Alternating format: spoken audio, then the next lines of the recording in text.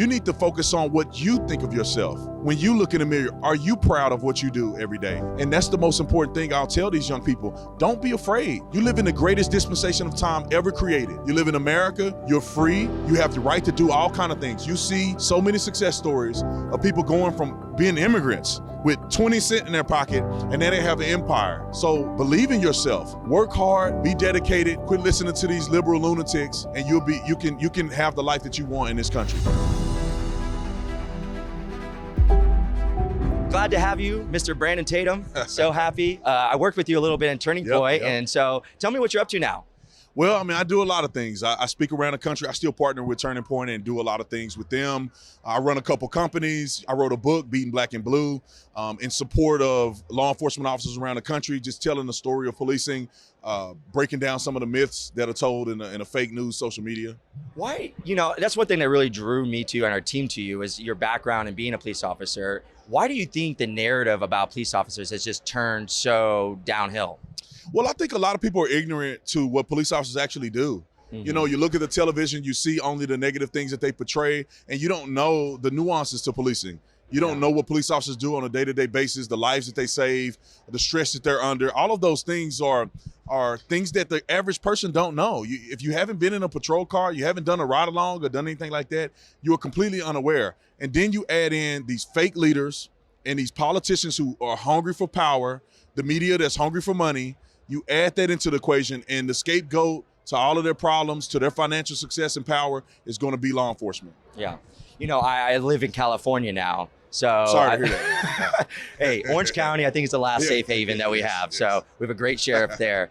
But, you're right. A lot of these politicians are using scapegoat and using police, in like places like Seattle and Portland. They've kind of just let it go amok. What's your thoughts on these places that have just kind of let it loose? Well, it's backfiring. As we can see in Portland, I think the crime rate was up 900%. We see the murder rate is up in just virtually almost every city that cried about defunding the police. And it's not rocket science. Right. It's a simple mathematical equation. We need the police. Who else is going to go out there and protect and serve? Who else is going to go out there and arrest the bad guys when they're doing things that they're not supposed to do according to the law? And when you demonize them, when you defund them, or even push a rhetoric of defunding them, you're going to have police officers who quit the job, senior officers who are equipped, who have relationships in the community, they're going to retire early, and then they're going to have to dumb down the standards, and you're going to get subpar police officers who are joining the force, and it's going to be a residual negative effect moving forward. So it's clear as the noonday sun, when you treat them poorly, they're going to perform poorly, and you're not going to get the outcome that you want in the community. And I think so much of it comes back to common sense. Common sense. Common sense, I feel like, has been drowned out, especially with all the election. Just right now, we're getting these leaders in that are just completely missing it. And I think that's some reason why Trump was able to get a lot of new voters. And some of the Republicans in the Youngkin race were able to get some new demographic of voters.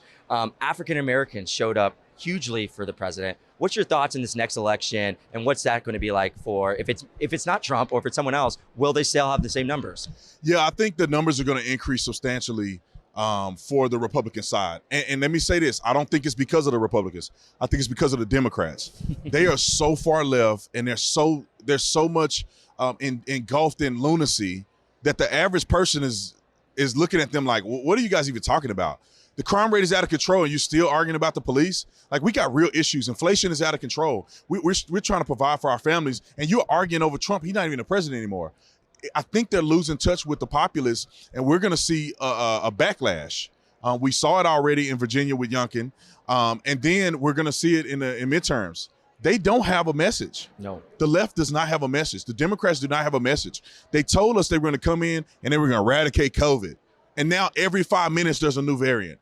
Now you got to get a booster, and then you got to get a booster to the booster that you got a booster for. Booster, yep. And it's never going to stop. And people are sick of it because people are having real world experiences with the virus and stuff like that, and they can decide for themselves if they want to take calculated risks. Yeah. And so I think that they're going to feel the heat come 2022 midterm elections, and then 2024 I think it's going to be a landslide. It's going to be an interesting time, and see how they kind of try to walk back some of the things that they've done. Yeah. So you're big. You were one of the very first people to come out with Candace on Blexit. Tell me about Blexit and how everything's going right now.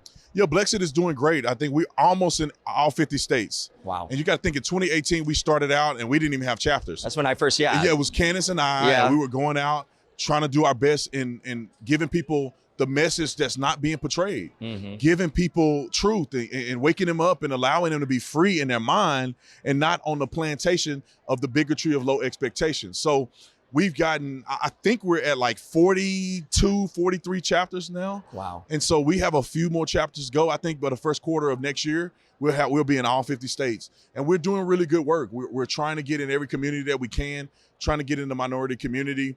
It's a fight though. Yeah. I mean, it's not easy. Yeah. The brainwashing that has gone on in the inner cities have been going on for 30, 40 years. And we're not going to fix it in 2 or 3 years.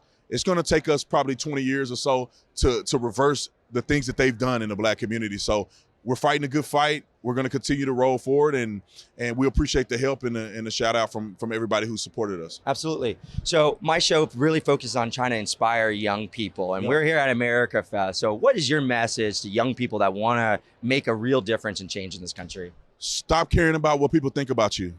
Stop worrying about losing friends. Yeah. Screw those people. If they're not paying your bills, if they're not putting you through school, if they're not at your house every day making sure you get food on the table, screw them. Yeah. They mean nothing to you in the grand scheme of things. You need to focus on what you think of yourself. When you look in the mirror, are you proud of what you do every day? Are you proud of the progress that you've made from day to day in this life that God has given you? And that's the most important thing I'll tell these young people. Don't be afraid. Yeah. You live in the greatest dispensation of time ever created. You live in America. You're free. You have the right to do all kinds of things. You see so many success stories of people going from being immigrants with 20 cents in their pocket, and then they have an empire. So believe in yourself, work hard, be dedicated, quit listening to these liberal lunatics, and you can have the life that you want in this country. I absolutely agree. I think if young people were to stop listening, I think the hard part is social media, though. It is. You know, with social media out there, everyone's trying to make a point and prove something. How do you weather, you've probably been attacked a lot on social media and dealt with so much. How do you deal with a lot of that? Understand that 90% of it is fake. Yeah. Everybody is putting on their representative. Most of these people are miserable. Yeah. They're crying themselves to sleep every night, and they can just muster up enough energy to smile and take a picture to put on Instagram to make you feel bad about yourself. Everybody has struggles. Nobody's immune to struggles in this lifetime. So when you know what Instagram has to offer and the reality of it, then you can sleep better at night and saying, look, man, this is just people putting on their best image that does not have anything to do with me. Don't allow social media to dictate your life. Yeah. You live in real life. The man in the mirror is what should dictate your life. 100%. So last question. We are a media company. We're growing. The Epoch Times is one of the fastest growing newspapers in the country, creating our own cable channel. What's your thoughts on legacy media and all the other ones? And what's your thoughts on how the media plays a part in our country? The legacy media is a dying sport. People like you guys are coming up and being the voice that people want to hear because you're telling the truth. It's not only about revenue. You got to think these big companies, CNN and all these companies that are pushing left-wing lunacy with Joy Reid on it. These people are nutty, and they are in it for the money. Right. And people are sick of it. They want to hear the truth. They want to hear somebody tell them the truth no matter what it makes them feel like. And I feel like you guys do that every day. The story that you write, the take that you have, very impartial in my opinion, just stating the facts. Nobody wants to hear about your opinions. Nobody want to hear that you don't like Trump. Nobody cares. I just want to know what happened yesterday, and I want to know what happened the day after tomorrow, or whatever the case may be, whatever people are reporting on. So people like yourself, your company, individuals like myself who are reporting, we are going to be the future of news. And these other people are going to eventually die out, not for money, because they get funded by all these other companies, these other people from other countries, and you know what I'm saying, but they're going to die out from enthusiasm. Right. So that's my opinion. Well, thank you so much for coming by. We really appreciate it, and hope to see you more. Man, anytime. Thank you.